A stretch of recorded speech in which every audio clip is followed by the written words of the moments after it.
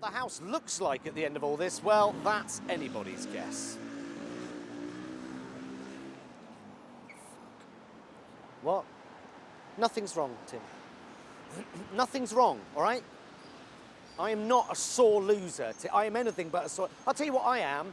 I'm a Democrat, okay? So I'll tell you what's wrong, Tim. Why are old people allowed to vote? Why are people that live outside London allowed to vote? Why are white men that read the Daily Mail allowed to vote? Because that's democracy. And if you don't like it, fuck off and live in North Korea.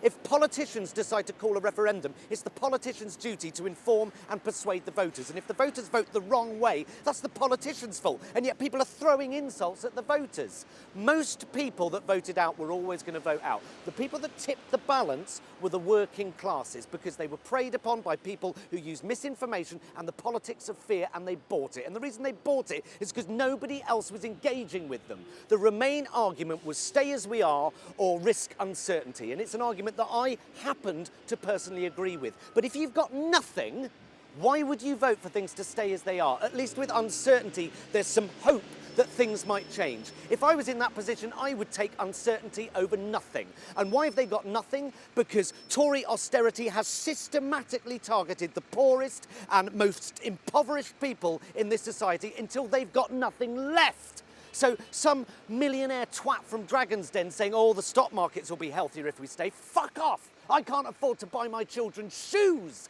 Don't insult these people. Engage with them, engage with the very people that in one breath you purport to defend and in the next breath you hurl insults at. Yes, there are thousands of horrible, racist, bigoted twats in this country, but you can't accuse 17.5 million people outright of bigotry and stupidity. If you do that, you shut the argument down. If you refuse to engage in the argument, you will lose the argument. This anger and this blame is being misdirected. There is one person to blame for this, and that is the man who gambled our country's future to secure his position in his own party. David Cameron should go down as the most dangerous, reckless Prime Minister this country has ever seen. Was that a little tear in your eye when you announced your resignation? Good! Now fuck off!